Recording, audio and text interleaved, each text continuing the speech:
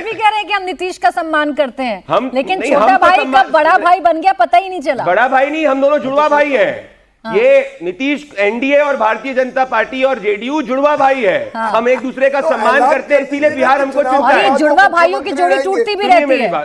मेरी बात तो सुनिए। नहीं, एक जुड़वा भाई चंचल बहुत है भंडारी जी, एक जुड़वा भाई चंचल बहुत है, इधर से उधर जाता रहता है। नहीं, जो जब हमारे साथ रहता है तो फेविकॉल का जोड़ रहता है, जब नहीं जाता तो डगमगा जाता है, क्योंकि सबको समझ में आता है कि कई बार लोग गलती करते हैं, वो हो जाता है, उसके बाद हमेशा आ जाते हैं। आप मुझे बताइए, सब हमारे साथ आ जाते हैं। आपको बड़ी गृह मंत्री जी, देखिए तहसीन पूनेवाला जी गृह मंत्री के बड़े प्रशंसक है, गृह मंत्री जी की बात कर रहे हैं। पर एक मैं बहुत सीरियस बात करना चाहूंगा, मैं ओपन चैलेंज इस शो पे देना चाहता हूं।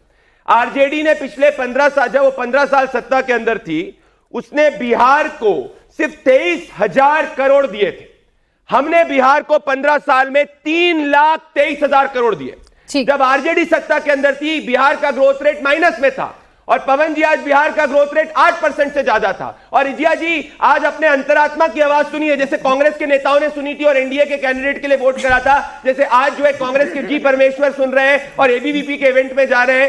आज हर कांग्रेस का नेता अपनी अंतरात्मा की आवाज सुनकर प्रधानमंत्री जी के विकास की बात कर रहा है। महिला आरक्षण का विरोध आरजेडी ने किया था। आप महिलाएं क्या इस पार्टी में आप रह सकती है? अरे सुनिए ना प्रदीप भंडारी जी, आपने तो जुड़वा भाइयों की जोड़ी को फेविकॉल से चिपकी हुई जोड़ी बता दिया, लेकिन ये फेविकॉल कभी कभी कैसे ढीला पड़ जाता है और दूसरा भाई कहीं और चला जाता है, हमने देखा। बस एक बार जितेंद्र जी, एक बार जितेंद्र जी को, कैसा जुड़वा भाई जिनका प्रधानमंत्री जी डीएनए टेस्ट करना चाहते थे। अच्छा रुके जितेंद्र जी, अब आप बताइए जुड़वा। नरेंद्र मोदी जी बिल्कुल जय और वीरू की जोड़ी है, आप नहीं समझ पाएंगे। जितेंद्र जी, अरे तो जय और वीरू कौन सा दूसरे का डीएनए टेस्ट करते थे? ये डीएनए ये क्या तहसीन पूने वाला ड्राइवर बना दिया वो शोले में, वो आज शोले को 50 साल हो गए। वो शोले में एक डायलॉग था अमिताभ बच्चन का। नहीं सुनिए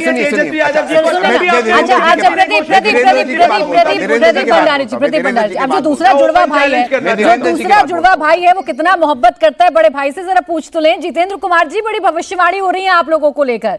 बीजेपी के रोल पर किसी को शक नहीं है, लेकिन पीके को ये शक हो रहा है, प्रशांत किशोर को ये शक हो रहा है कि आप 25 सीटें भी नहीं ले पाएंगे। ऐसा क्या कर दिया आपने बिहार की जनता के साथ?